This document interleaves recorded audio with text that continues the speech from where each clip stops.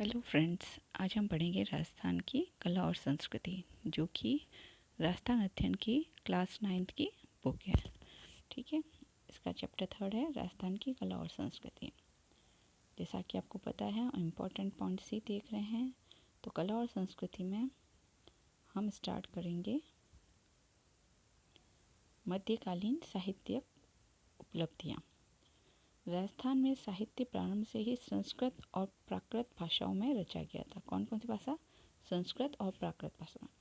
मध्य युग के प्रारंभ से अपभ्रंश और उससे जनित मरु भाषा और स्थानीय बोलियां जैसे कि मारवाड़ी, मेवाड़ी, मेवाती, ढूंढाड़ी और बागड़ी में साहित्य की रचना होती रही है, परंतु इस काल में संस्कृत साहित्य की प्रगति करता रहा। यह है मध्यकालीन राजस्थान में।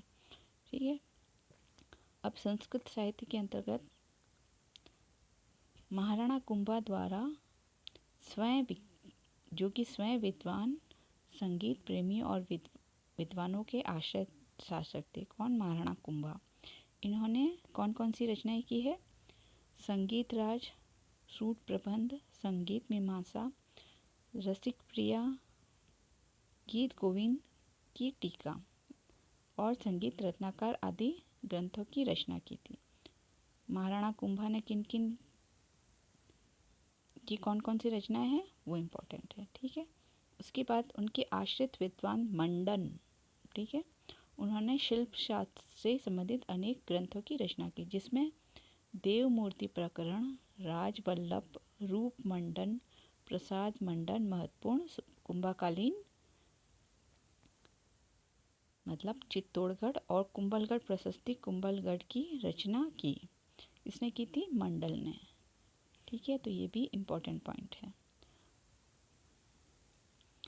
फिर राणा रणजीत, राणा जगत सिंह और राज सिंह के दरबार में बापू भट्ट तथा रणछोड़ भट्ट नामक विद्वान थे, जिन्होंने क्रमशः जगन्नाथ राम प्रशस्ति और राज सिंह प्रशस्ति की रचनाएं की। दोनों प्रशस्तियां मेवाड़ के इतिहास के लिए महत्वपूर्ण हैं।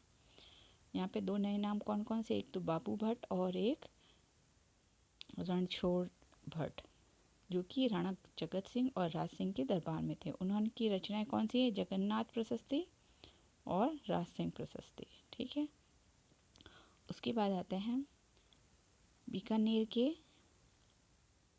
अनूप सिंह ने बीकानेर में अनूप संस्कृत पुस्तकालय का निर्माण करवाया था। अनूप पुस्तक संस्कृतालय का निर्माण करवाया था। फिर विग्रहराज चतुर्थ ने हरिकेल नामक नाटक लिखा। पृथ्वीराज के कवि पृथ्वीराज विजय नामक काव्य की रचना की। मतलब यहाँ पे विग्रहराज चतुर्थ ने की थी हरिकेल नाटक की रचना और पृथ्वीराज के कवि जयनायक ने पृथ्वीराज विजय की रचना की थी। ठीक है, ये क्या था? एक काव्य था। उसके बाद है प्रतापगढ़ के दरबारी पंडित जयदेव का हरि विजय नाटक तथा गंगाराम भट्ट का हरिभूषण इस काल में प्रसिद्ध रचनाएं थी। ठीक है, जयदेव भट्ट का हरि विजय और राम भट्ट का हरिभूषण। फिर मारवाड़ के जसवंत सिंह ने संस्कृत भाषा में भूषण और आनंद विलास नामक श्रेष्ठ ग्रंथ लिखे थे। जोधपुर के मान सिंह ने नाथ चरित्र नामक ग्रंथ लिखा था। मान सिंह को पुस्तकों से इतना प्रेम था कि काशी और नेपाल से भी संस्कृत के ग्रंथ मंगवाते थे। उसके बाद आता है राजस्थानी साहित्य। राजस्थानी समस्त राजस्थान की भाषा रही है, जिसके अंतर्गत मेवाड़ी, मारवाड़ी, ढूंढाड़ी, हड़ौती, बागड़ी, मालवी और मेवाती आदि बोलियां आती है। इस भाषा के अंतर्गत जैन शैली, चारण शैली, संत शैली और लोक शैली है। अब देखते हैं सबसे पहले जैन शैली का साहित्य। जैन शैली के साहित्य जैन धर्म से संबंधित है। इस साहित्य में शांत रस, है ना, शांत रस की प्रधानता है। हेमचंद्र सूरी ने 11वीं सदी का देशी नाम माला, शब्दानुशासन, ऋषिवर्धन सूरी का, मतलब हेमचंद्र सूरी के तो दो ग्रंथ हैं, देशी नाम माला और शब्दानुशासन, तथा ऋषिदेव सूरी है उनका नल दमयंती रास और धर्म समुद्राणी का रात्रि भोजरास। हेमरत्न सूरी का गोरा बादल की चौपाई प्रमुख है। यहाँ पे एक तो हेमचंद्र सूरी है जिनकी देशनाम माला है। ऋषिवर्धन सूरी है, उनकी नंद दमयंती रास है। धर्म समुद्रणी है, उनका रात्रि भोज रास है। हेमरत्न सूरी है, उनका गोरा बादल की चौपाई है। तो यहाँ पे 4 लेखकों के बारे में लिखा गया है। उसके बाद आता है चारण शैली की साहित्य। राजपूत युग के शौर्य तथा जीवन शैली की झांकी इसी साहित्य की देन है। इसके अंदर वीर और श्रृंगार रस की प्रधानता है। चारण शैली में रास, खयात और दोहा आदि में पद्य और गद्य की रचनाएं हुई हैं। बादर ढांढीकृत, ये क्या है? एक लेखक है बादर ढांढीकृत वीर भायण चारण शैली की प्रारंभिक रचना है। चंद्रबदय की पृथ्वीराज रासो, ये तो बहुत फेमस है। नैण सिंह की नैण सीरा ख्यात, बाकीदास की बाकीदास का ख्यात, दयालदास की दयालदास का ख्यात। गाड़व शिवदास की अचलदास खींची की वचनिका राजस्थान के इतिहास की झलक मिलती है। तो इसके अंदर याद रखने योग्य जो नए नाम है वो है बादर ढांढीकृत वीर भायण। फिर चारण शैली की रचना है। उसी की तरह ये एक और है गांडण शिवदास की अचलदास खींची की वचनिका, ये नए नाम है। उसके बाद आता है दोहा छंद में ढोला मारूरा दोहा, सज्जन रा दोहा आदि प्रसिद्ध है। इसके अतिरिक्त दुर्सा आढ़ा का नाम भी विशिष्ट उल्लेखनीय है। फिर आता है बीकानेर नरेश कल्याणमल के पुत्र पृथ्वीराज राठौर ने वैली कृष्ण रुक्मणी नामक ग्रंथ की रचना की, जो राजस्थानी साहित्य की ग्रंथ माना जाता है। उसके बाद आता है सूर्यमल मिश्रण, आधुनिक काल का महाकवि थे। ठीक है, बूंदी राज्य के कवि थे सूर्यमल मिश्रण, आधुनिक काल के बूंदी के कवि थे। उन्होंने वंश भास्कर और वीर सतसाई लिखी। फिर आता है संत साहित्य। संत साहित्य के अंतर्गत सभी संतों ने कुछ ना कुछ लिखा है। उसमें से जो इम्पोर्टेंट है वो है मल्ली नाथ जी, जम्बो जी, जसना जी, दादू की वाणी, मीरा की पदलावली, नरसिंह जीरो मायरो, रामचरण जी की वाणी आदि संत साहित्य अमूल्य धरोहर है। जब हम संत पढ़ेंगे तो उसके अंतर्गत उनकी रचनाएं भी आएगी, तो हम वहाँ उनको देखेंगे। यहाँ पे इतना ही दिया है। उसके बाद आता है लोक साहित्य। लोक साहित्य में राजस्थान में शाहपुरा भीलवाड़ा का फड़ चित्रण राष्ट्रीय स्तर पर पहचाना गया है। इसके अंदर भीलवाड़ा के श्रीलाल जोशी, जो कि फड़ चित्रण के लिए अंतर्राष्ट्रीय स्तर पर पहचान दिलाई और उन्हें पद्मश्री से भी नवाजा गया। कुछ फड़ों के नाम इसमें दिए हैं। बाबूजी री फड़, देवजी की फड़, जिसके अंतर्गत तीज, गणगौर, शादी संस्कारों और मेलों पर गाए जाने वाले लोकगीत आते हैं। अब आता है स्थापत्य कला। स्थापत्य कला के अंदर राजप्रसाद मतलब महल, मंदिर, दुर्गों का निर्माण महत्वपूर्ण है। इसमें हिंदू साहित्य स्थापत्य शैली कहा जाता है। मध्य युग की शैली को हिंदू साहित्य से स्थापत्य शैली कहा जाता है। इस शैली की प्रमुख विशेषताएं कौन कौन सी थी? जैसे कि शिल्प सौष्ठव, सुदृढ़ता, अलंकृत पद्धति, सुरक्षा का ध्यान रखा जाता था, उपयोगिता और विशालता, विषयों की विविधता आदि इसकी प्रमुख विशेषताएं हैं। मुगल सत्ता के साथ समागम के पश्चात राजस्थानी स्थापत्य में तुर्की और मुगल का प्रभाव, नई शैली का विकास हुआ, जिसे हिंदू मुस्लिम साहित्य स्थापत्य शैली कहा गया। दुर्ग स्थापत्य, अब सारी उसमें क्या क्या विशेषताएं थी वो तो कॉमन है, आपको पता ही होगा। अब इसमें देखते हैं चित्तौड़ का दुर्ग। सबसे प्राचीन गिरी दुर्ग है जिसे महाराणा कुंभा ने श्रृंखला और बुर्जों के निर्माण से सुदृढ़ बनाया था। इसके बारे में प्रसिद्ध है गढ़ तो चित्तौड़गढ़, बाकी सब गढ़िया। रणथंभौर द्वारा ही कुंभलगढ़ दुर्ग का भी निर्माण किया गया था।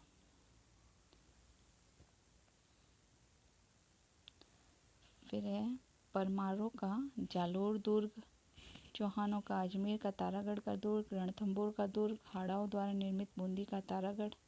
अब जो परमारों ने बनाए थे वो थे जालोर का दुर्ग, और चौहानों ने बनाए थे अजमेर में तारागढ़ का दुर्ग और रणथंभौर का दुर्ग। फिर हाड़ा राजा थे, उन्होंने बूंदी का तारागढ़, राव जोधा का जोधपुर में मेहरानगढ़ दुर्ग, कछवाहों का जयपुर के आमेर का दुर्ग, नाहरगढ़ दुर्ग, जयगढ़ दुर्ग आदि।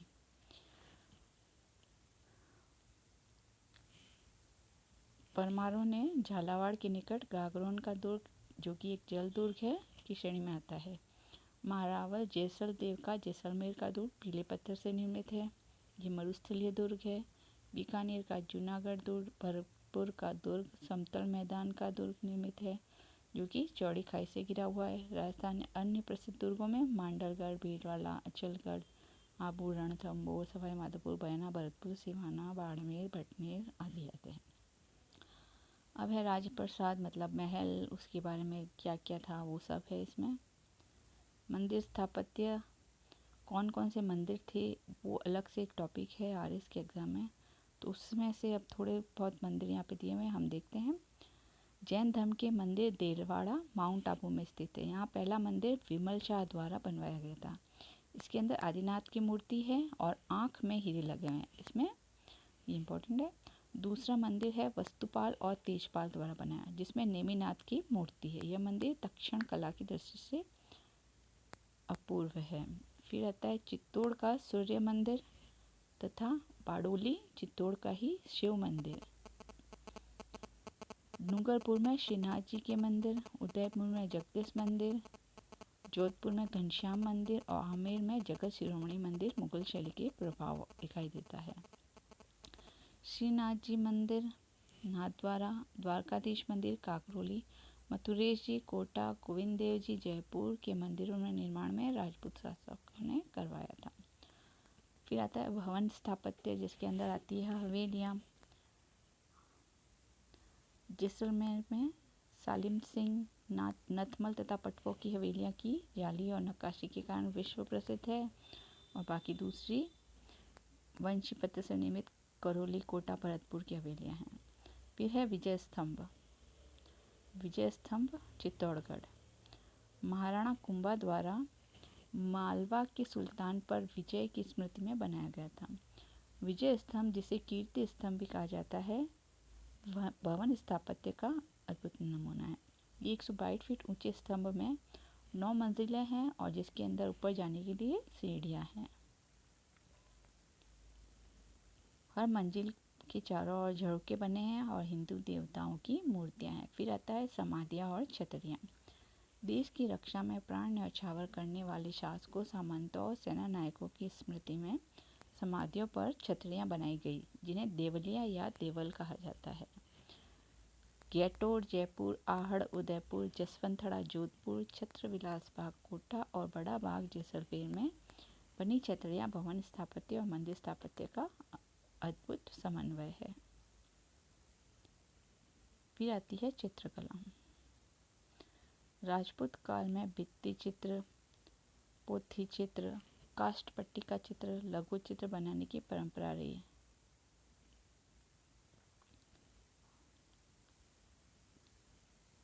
राजस्थानी चित्रकला का प्रारंभ मौलिक रूप मेवाड़ शैली में दिखाई देता है, इसलिए इसे राजस्थानी चित्रकला की जनक शैली कहा गया है।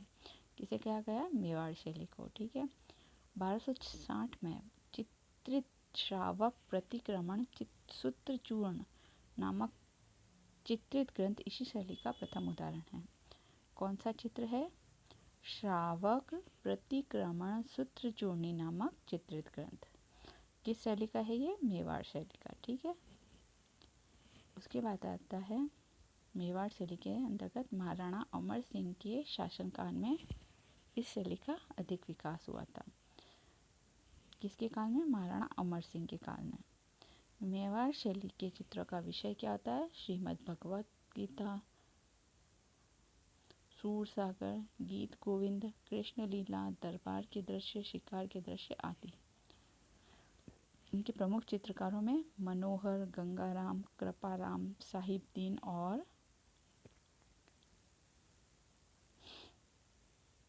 जगन्नाथ प्रमुख थे। राजा अमर सिंह के काल में इस शैली पर मुगल प्रभाव दिखाई देने लगा था। उसके बाद आता है मारवाड़ शैली। मारवाड़ में राव मालदेव के समय इस शैली का स्वतंत्र रूप से विकास हुआ। इस शैली में पुरुष लंबे चौड़े गठीले बदन की, स्त्रियां गठीले बदन की, बादामी आंखें, वेशभूषा ठेठ राजस्थानी पीले रंग की प्रधानता होती थी। चित्रों के विषय नाथ चित्र, भागवत, पंचतंत्र, ढोला मारू, मूमल दे, निहाल दे, लोक कथाएं आदि थी। इनके चित्रकारों में वीर जी, नारायण दास भाटी, अमरदास, छज्जू भाटी, किशन दास, कालूराम आदि नाम प्रमुख थे। ठीक है, ये कौन सी है? मारवाड़ शैली। उसके बाद आता है बीकानेर शैली। महाराजा अनूप सिंह के समय इस शैली का वास्तविक रूप से विकास हुआ। लाल, बैंगनी, सलेटी, बादामी रंगों का प्रयोग, बालू के टीलों का अंकन, लंबी इकहरी नायिकाएं, मेघमंडल, पहाड़ों, फूल पत्तियों और का आलेखन इस शैली की प्रमुख विशेषताएं रही है। ठीक है,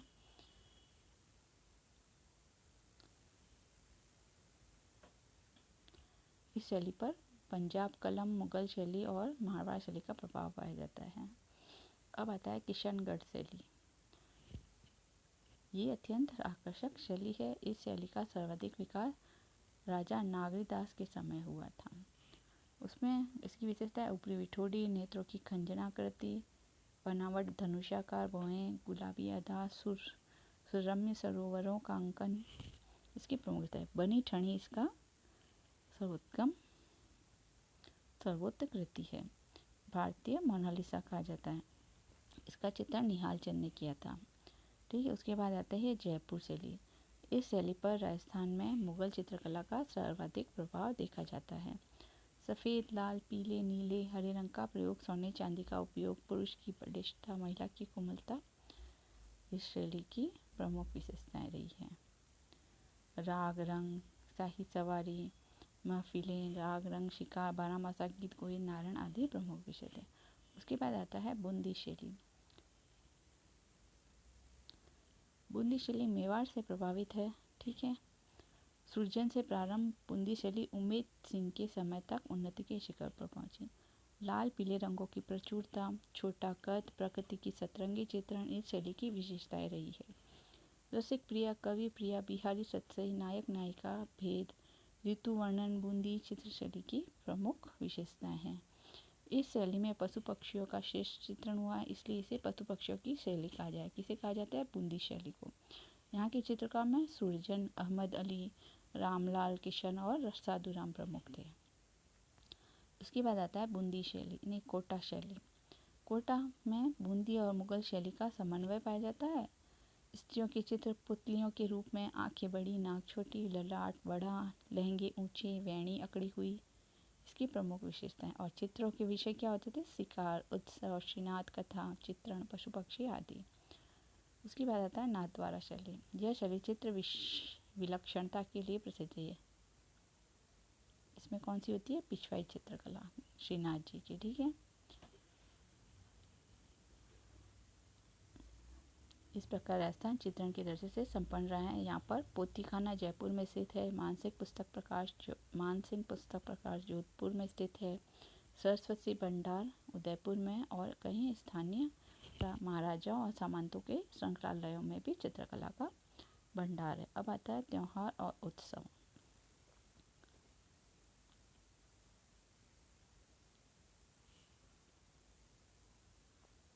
गणगौर का उत्सव होलिका उत्सव से लेकर चैत्र शुक्ल तृतीया तक चलता है। तीज का त्योहार भाद्रपद कृष्ण तृतीया के शुरू होता है। बालिकाएं नवविवाहिताएं प्रकृति के आंगन में गीतों का गायन करती है। जयपुर में सवारी निकलती है। उसके बाद आता है महावीर जयंती। भाद्रपद मास में पर्युषण पर्व तप अर्चना के साथ मनाते हैं। मुस्लिम समाज की ईद उल जुहा, ईद उल फितर, शब बारात, मेहरा मुहर्रम आदि प्रमुख हैं। अब यहाँ पे एक टेबल बनी हुई है, जैसे त्योहार और उसकी तिथि। गणगौर आता है फाल्गुन शुक्ल 15 से चैत्र शुक्ल 3 तक। फिर आता है महाशिवरात्रि, ये फाल्गुन कृष्ण त्रयोदशी मीन्स 13 को।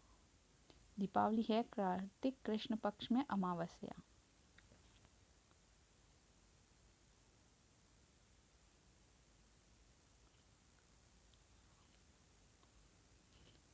फिर है रक्षाबंधन, श्रावण मास की पूर्णिमा को। होली आती है फाल्गुन मास की पूर्णिमा को। जन्माष्टमी होती है भाद्रपद कृष्णाष्टमी को। गणेश चतुर्थी भाद्रपद शुक्ल पक्ष के चौथ को। रामनवमी आती है चैत्र में शुक्ल पक्ष में नवमी में। क्रिसमस डे आता है 25 दिसंबर। मुहर्रम माह की 10 तारीख को।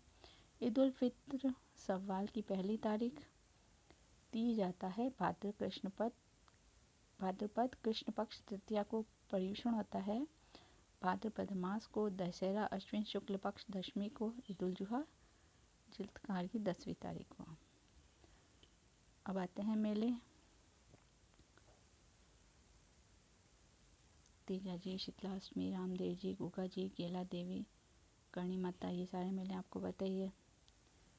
धर्म प्रधान मेलों में जयपुर में बालाजी का, हिंडौन के पास महावीर जी का, अन्नकूट पर नाथद्वारा का,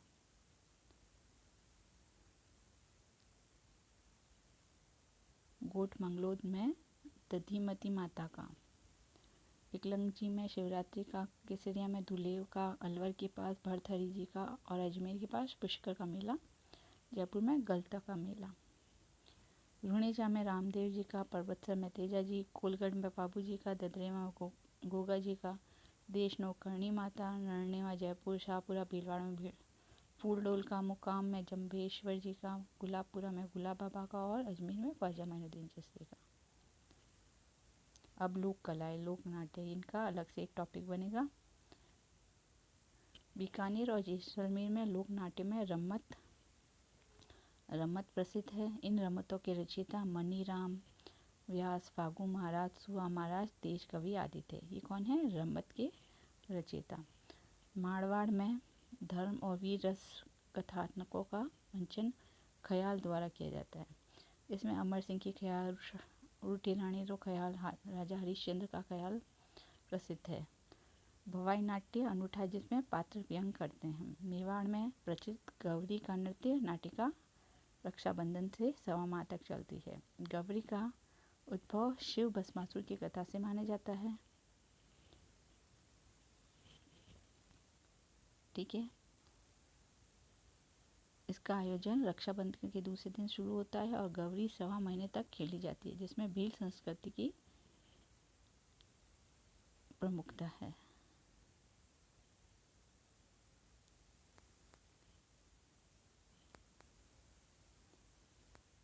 गौरी में पुरुष पात्र होते हैं। ठीक है, सभी पात्र कौन होते हैं? पुरुष होते हैं। इसके अंदर कौन किससे खेल खेले जाते हैं? गणपति, कान गुजरी, जोखी, लाखा, बंजारा इत्यादि खेल खेले जाते हैं।